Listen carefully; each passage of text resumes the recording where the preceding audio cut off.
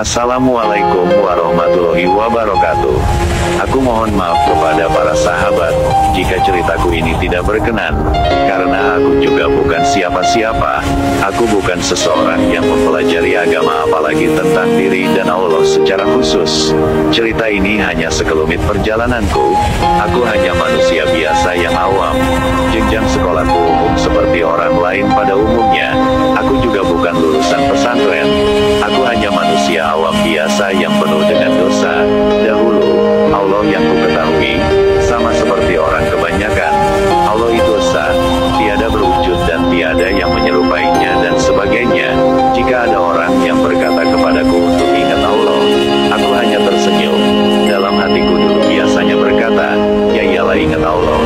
Aku juga ingat Allah. Itu pikiranku dulu, hingga Allah pertemukan aku dengan almarhum Uwa karena sebab pernah ku dengar suara yang berkata siapa aku. Dari penjelasan Uwa aku baru mengetahui perbedaan tahu dan kenal. Saat itu Uwa berkata, tahu itu belum tentu kenal, namun kenal sudah pasti tahu. Ibaratnya seperti seorang presiden. Hampir semua warga negara tahu siapa presidennya, tahu nama presidennya. Namun apakah mereka kenal dengan baik dan benar siapa itu sosok presiden? Bagaimana sifatnya? Bagaimana karakternya? Dan siapa sebenarnya presiden itu? Kurang lebih demikianlah tamsilnya.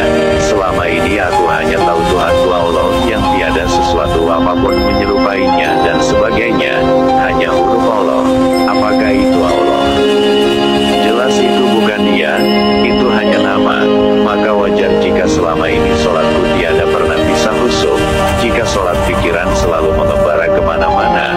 Malah terkadang sholatku hanya mengingat bacaan dan terjemahan, hanya mengingat gerakan dan sebagainya, dan hal itu terus berlaku selama bertahun-tahun.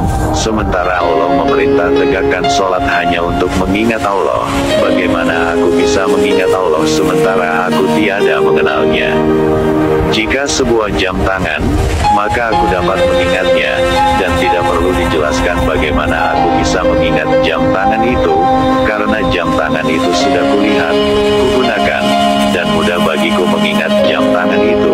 Jika harus kuingat Allah